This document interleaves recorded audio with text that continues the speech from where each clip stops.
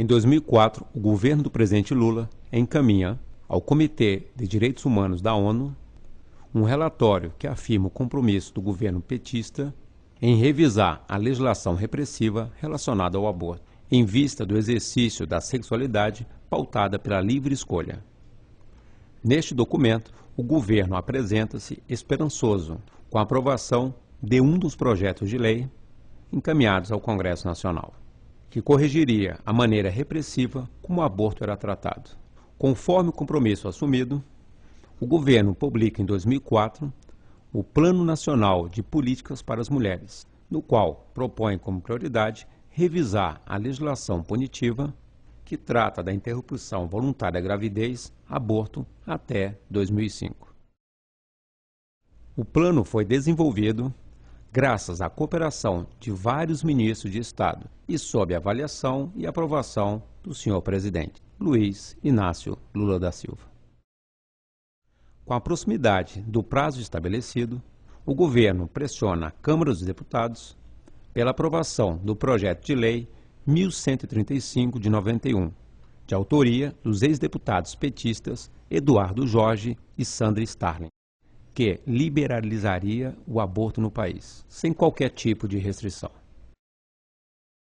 No dia 7 de maio de 2008, a Comissão de Seguridade Social e Família rejeita o projeto de lei 1135 de 91 por 33 votos a 0. No dia 9 de julho de 2008, a Comissão de Constituição, Justiça e Cidadania aprova, por 57 votos a 4, o parecer do relator pela rejeição do projeto de lei 1135 de 91. Para evitar o arquivamento do projeto, o deputado José Genuíno, do PT de São Paulo, apresenta o recurso número 201 de 2008, assinado por 66 deputados federais, dos quais 31 eram do PT. O recurso solicita a deliberação do projeto de lei no plenário da Câmara dos Deputados. Com isso, apesar da rejeição nas duas comissões, o projeto poderá ser aprovado no momento que o governo julgar oportuno. Ao longo de 2008, foi derrotado fragorosamente o projeto de lei que legaliza completamente o aborto no Brasil, nas duas comissões que ele tramitou. Então o Congresso está fazendo a sua parte. Nunca poderemos dar ao Estado o poder de matar. O poder de matar não pode ser dado a ninguém, muito menos ao Estado. Então seria um absurdo o retrocesso, ou o Supremo, ou o próprio Congresso, fazer essa autorização. Ao Estado cabe defender a vida.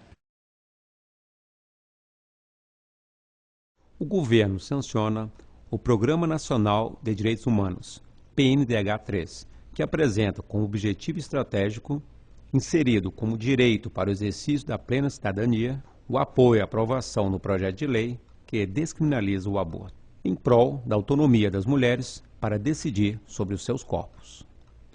Mais uma vez, o aborto conta com o aval do presidente Lula e do Partido dos Trabalhadores.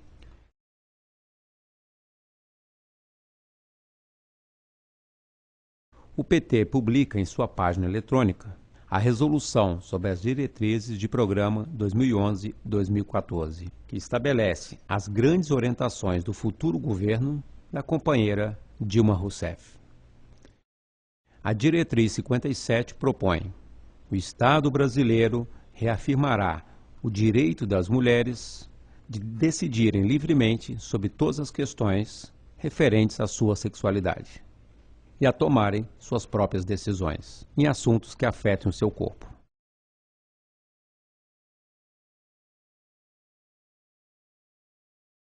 Ocorre o encerramento da 11ª Conferência Regional sobre a Mulher da América Latina e do Caribe, promovida pela CEPAL, Comissão Econômica para a América Latina e Caribe da ONU.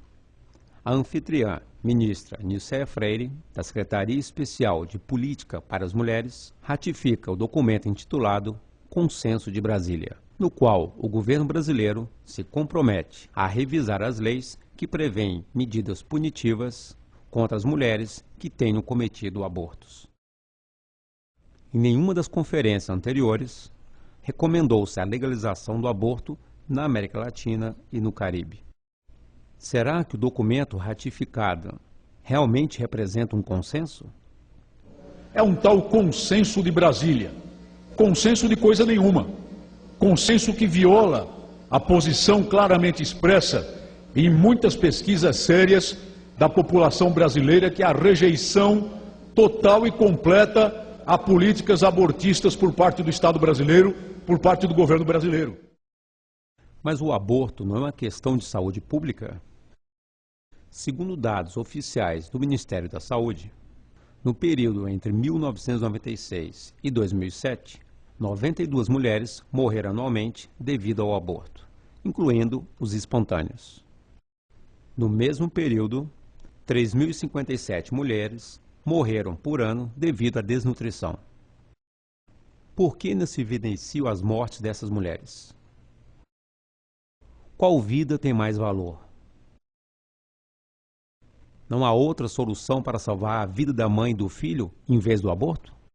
Se o governo identifica e diz para a opinião pública que 1 milhão de mulheres fizeram aborto, o que é que o governo efetivamente fez com esses 1 milhão de mulheres? O governo conversou com cada uma dessas mulheres que supostamente ele diz que fizeram a interrupção de gravidez. O governo conversou? Estabeleceu mecanismos de planejamento familiar para que essa mulher não faça pela segunda vez? Estabeleceu algum processo de paternidade responsável, junto com a maternidade responsável? Analisou objetivamente quais as condições da vida dessas mulheres que as levaram a fazer o aborto provocado? Então, nada disso é feito, né? Nenhum diagnóstico para impedir que essas mulheres façam novamente a interrupção da gravidez foi feito, e o governo apenas usa esses dados para defender a sua tese, o seu dogma, que é a legalização do aborto como única alternativa. Existem deputados petistas contrários ao aborto? No 3º Congresso Nacional do PT, realizado em 2007, o partido aprova a resolução que defende a descriminalização do aborto, para evitar a gravidez indesejada e a morte de centenas de mulheres, em decorrência do aborto clandestino. No mesmo ano, o Diretório Nacional do Partido aprova o Estatuto do PT, que condiciona, no artigo 128, a concordância com as normas e resoluções do partido como pré-requisito para ser candidato. Portanto, o candidato que comprovadamente descumprir este compromisso torna-se passível de punição. O Diretório Nacional do PT pune, por unanimidade, os deputados federais Luiz Bassuma, PT da Bahia, e Henrique Afonso, do PT do Acre, por descumprirem a ética partidária ao militarem contra a resolução do 3º Congresso Nacional do PT, a respeito da descriminalização do aborto.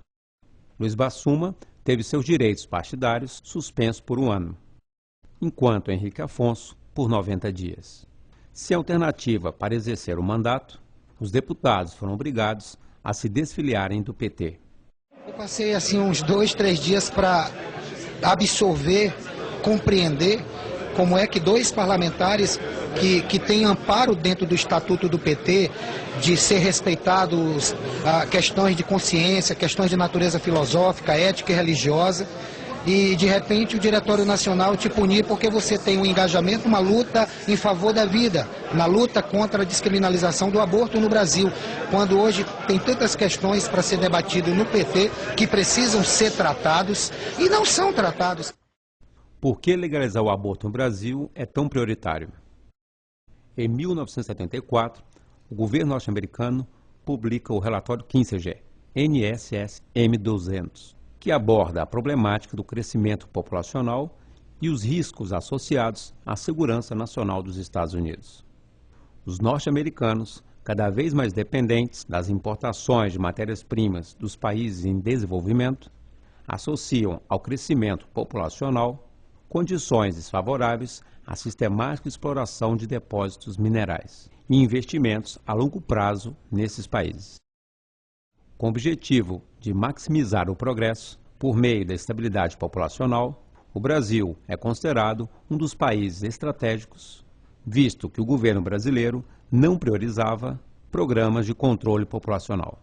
Por este aspecto, o documento recomenda que a assistência financeira e técnica para implementar esses programas seja realizado por organizações internacionais privadas. A Fundação Ford, organização privada sem fins lucrativos, sediada em Nova York, publica o documento Saúde Reprodutiva, uma estratégia para a década de 90. Com financiamento estimado em 12 milhões e meio de dólares por ano, a Fundação Ford elenca prioridades de ação para reconceitualizar a saúde reprodutiva e promover modelos de atenção à saúde da mulher, que possam ser adotados pelas instituições públicas.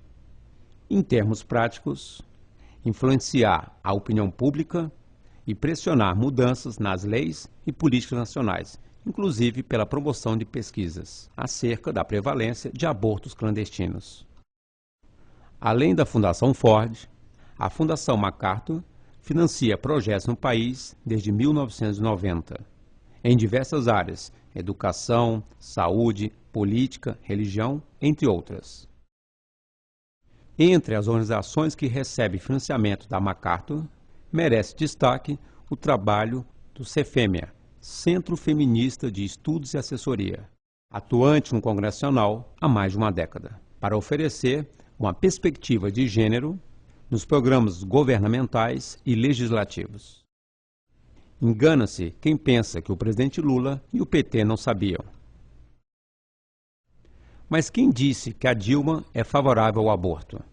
Essa questão e várias outras... legalmente a favor de uma legislação que obrigue a ter tratamento para as pessoas, para não correr risco de vida, igual nos países desenvolvidos do mundo inteiro. Tratamento pós o aborto, não. A pessoa está defendendo a criação de um atendimento público para quem quer abortar. Para quem estiver em condições de fazer o aborto ou querendo fazer o aborto. Ou seja, é um ato de livre escolha. Um ato de livre escolha. Eu acho que tem que ser tratado como uma questão de saúde pública.